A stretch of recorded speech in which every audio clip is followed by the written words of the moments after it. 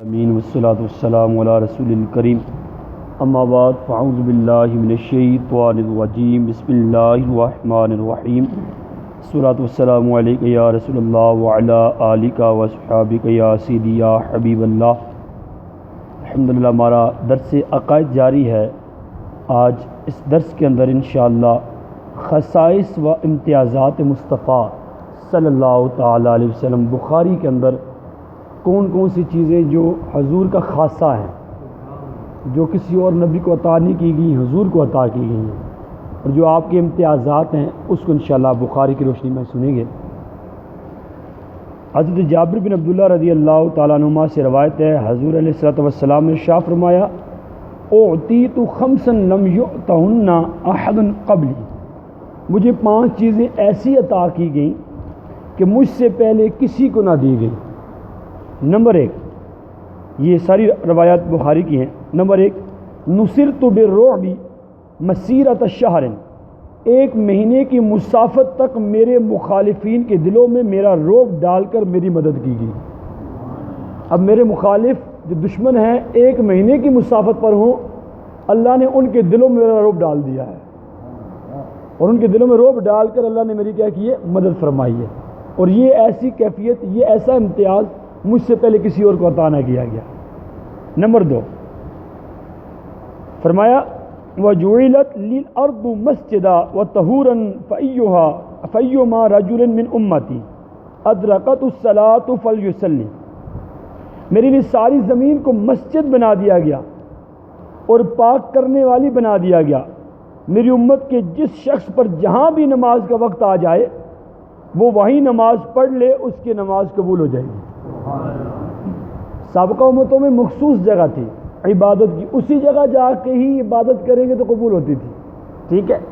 ہماری حضور کی سنت میں بھی ہے، مساجد ہیں، ٹھیک ہے، لیکن کوئی بندہ مسجد میں نماز نہیں پڑھتا، سفر میں ہے، ٹھیک ہے، یا کسی بیماری کی بنا پر گھر میں ہے نماز پڑھتا ہے، یا سفر میں نماز پڑھتا ہے، اچھا بغیر بیماری کے بھی گھر میں پڑھ لیتا ہے، وہ لگا بات ہے کہ بغیر عذر اس نے گھر پڑھی، جماعت کا ثواب بھی نہیں ملا، جماعت ترک کرنے کا گناہ گار بھی ہوا، لیکن نماز پھر بھی اس کی ادا ہو جائے گی۔ نماز کیا ہو جائے گی؟ اسی سے میں مسئلہ عرض کرتا چلوں، لوگوں کے ذہن میں ایک بات ہے، بھائی مسجد کے قریب جو رہنے والا ہے تو اس کے گھر میں نماز نہیں ہوتی۔ ہاں حدیث پاک ہے اس بارے میں، اس سے مراد کیا ہے کہ بھئی مسجد کے پڑوسی کی نماز نہیں ہوتی مگر مسجد میں، یہ حدیث پاک ہے صرف، مسجد کے پڑوسی کی نماز نہیں ہوتی مگر کہاں؟ مسجد میں، یعنی مسجد میں ہی نماز پڑھے گا وہ۔ تو اب اس کے بارے میں صراحت یہ ہے کہ کامل نماز نہیں ہوتی، وگرنہ فرض اس کا بھی کیا ہو جائے گا؟ ادا ہو جائے گا۔ وہ لدہ بات ہے، جماعت چھوڑنے کی بنا پر گناہ گار بھی ہے، ترک واجب کا مستحقی ہے، اور اس کے ساتھ ساتھ جو نماز جماعت کے ساتھ پڑھنے میں 27 درجے کا ثواب ہے، اس سے بھی کیا ہے؟ محروم ہو گیا۔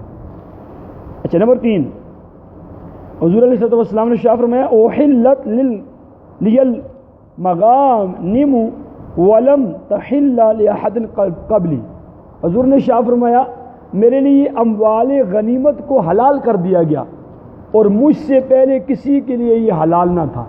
مال غنیمت کیا ہوتا ہے؟ جب جنگ کی جائے، فتح حاصل ہو جائے، جو بد مقابل کافر کا جو مال متاع ہوتا ہے وہ مال غنیمت کہلاتا ہے، پھر وہ جنہوں نے شرکت کی ہوتی ہے ان میں برابر برابر کیا ہوتا ہے؟ تقسیم ہوتا ہے، ٹھیک ہے۔ تو یہ فرمایا میرے لیے حلال کیا گیا ہے، یہ میرے لیے رکھا گیا ہے، مجھ سے پہلے کسی کے لیے حلال نہ تھا، یہ حضور کا خاصہ ہے۔ نمبر 4، فرمایا وَأُعْطِيتُ الشَّفَاعَةَ، مجھے شفاعت عطا کی گئی ہے، مجھے شفاعت عطا کی گئی ہے، اور یہ مجھے شفاعت کبریٰ عطا کی گئی ہے۔ شفاعت کبریٰ وہ ہے کہ جس میں قیامت کے دن سارے کے سارے کفار کو بھی فائدہ ہوگا، کیونکہ ہر بندہ نفسی نفسی ہوگی، 50,000 سال کا دن ہوگا، سورج 1.25 میل پر ہوگا، زمین مٹی کی نہیں تانبے کی ہوگی، ننگے جسم، ننگے بدن، ننگے پاؤں، اس پہ کھڑا ہونا پڑے گا، اور ہر بندہ یہ کہے گا اگرچہ ہم جہنم کے حقدار ہیں، جہنم میں ڈال دیا جائے، کسی طرح حساب و کتاب شروع ہو جائے، تو ساری کی ساری مخلوق آدم علیہ السلام کے پاس جائیں گے، وہ آگے سے فرمائیں گے اذهبوا الی غیری، آج کسی اور کے پاس جاؤ۔ رب نے اتنا غضب فرمایا، نہ پہلے کبھی فرمایا تھا نہ آئندہ کبھی فرمائے گا۔ پھر وہ کرتے کراتے کہاں جائیں جی؟ نوح علیہ السلام کے پاس، ابراہیم علیہ السلام کے پاس، موسیٰ علیہ السلام کے پاس، عیسیٰ علیہ السلام کے پاس، کرتے کراتے جب عیسیٰ علیہ السلام کے پاس آئیں گے وہ فرمائیں گے آؤ میں تمہیں بتاتا ہوں، آج ان کی بارگاہ میں جاؤ جن کے سر پر اللہ نے شفاعت کا تاج سجا دیا ہے۔ پھر عیسیٰ علیہ السلام تاجدار کائنات صلی اللہ علیہ وسلم کی بارگاہ میں بھیجیں گے، حضور یہ نہیں فرمائیں گے اذهبوا الی غیری، حضور فرمائیں گے انا لہا، آؤ میں ہی ہوں، میں ہی تمہاری شفاعت کروں گا۔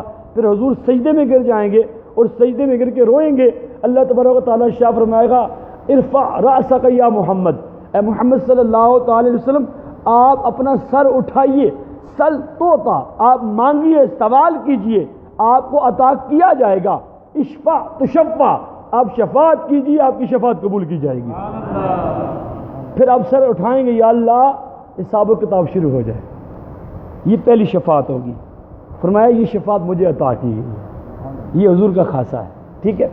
اچھا نمبر 5، حضور علیہ السلام نے ارشاد فرمایا وَكَانَ النَّبِيُّ يُبْعَثُ إِلَىٰ قَوْمِ خَاصَّةً وَبُعِثْتُ إِلَى النَّاسِ عَامَّةً، فرمایا ہر نبی ایک خاص قوم کے پاس بھیجا گیا، ایک خاص قوم کے پاس، اور میں تمام لوگوں کی طرف مبعوث کیا گیا ہوں۔ انبیاء علیہ السلام کی شان یہ تھی ایک مخصوص قوم کے لیے مخصوص وقت کے لیے آتے، ٹھیک ہے، پھر اس کے بعد آپ کا وقت ختم ہو جاتا ہے، نئے نبی تشریف لے آتے۔ اب اس سے مراد یہ نہیں ہے کہ نبی جو ایک بار بن گئے ہیں وہ ساری زندگی نبی ہیں، نبی سے نبوت کا زوال ممکن ہی نہیں ہے، یہ مسئلہ ذہن میں رکھیے گا، لیکن مخصوص وقت کے لیے وہ شریعت کے نظام لے کے آتے، وہ وقت ختم ہوتا تو نیا نبی نئی شریعت لے کر آ جاتے، لیکن حضور کے بعد تو کوئی نبی ممکن ہی نہیں ہے، آپ خاتم النبیین ہیں تو آپ قیامت تک ساری مخلوق کے لیے نبی بنا کر بھیجے گئے ہیں، ٹھیک ہے۔ فرمایا بعض کو باقی انبیاء کو ایک خاص قوم کے لیے بھیجا گیا، مجھے تمام لوگوں کے لیے مبعوث بھیجا گیا ہے۔ اچھا، اور علماء نے مزید کچھ خاصے لکھے ہیں، خصائص القبریٰ کے اندر امام سیوطی شافعی رحمۃ اللہ تعالیٰ نے 60 خاصے لکھے ہیں، ان میں سے کچھ یہاں بیان کرتے ہیں۔ فرماتے ہیں حضور علیہ السلام نے ارشاد فرمایا اعطیت بجوامع الکلم، مجھے جامع کلمات عطا کیے گئے ہیں۔ جامع کلمات سے یہ ہے کہ الفاظ تھوڑے ہوتے ہیں، اس میں مفہوم بہت زیادہ ہوتا ہے، پورے کا پورا سمندر اس میں کیا ہوتا ہے، بند ہوتا ہے، یہ حضور کا خاصہ ہے۔ اسی طرح ختم بالنبیون، مجھ پر نبیوں کی آمد کا سلسلہ ختم کر دیا گیا۔ اسی طرح جعلت صفوفنا کا صفوف الملائکہ، ہماری صفوں کو فرشتوں کی صفوں کی طرح بنا دیا گیا ہے۔ اسی طرح آگے فرمایا اوتیت ھذہ الآیہ، یہ مجھے سورہ بقرہ کی آخری آیات عرش کے نیچے خزانے سے دی گئی ہیں۔ سورہ بقرہ کی آخری جو آیات ہیں مجھے عرش کے نیچے سے خزانے سے عطا کی گئی ہیں، یہ کسی اور کو نہیں ملی۔ اسی طرح فرمایا سمیت احمد، میرا نام احمد رکھا گیا ہے۔ احمد کا معنی ہے کہ سب سے زیادہ حمد کرنے والا، آپ کے مقابلے میں کائنات میں کوئی حمد کرنے والا نہیں رب کی، سب سے زیادہ آپ کیا ہیں، حمد کرنے والے ہیں، اس لیے آپ کا نام کیا رکھا گیا، احمد رکھا گیا۔ اسی طرح فرمایا جعل للتراب طہورا، میرے لیے مٹی کو پاک کرنے والا بنایا گیا، یعنی تیمم کے لیے مٹی کو میرے لیے کیا کیا گیا، پاک کرنے والا بنایا گیا ہے۔ اسی طرح فرمایا جعلت امتی خیر الامم، میری امت کو بہترین امت بنایا گیا ہے۔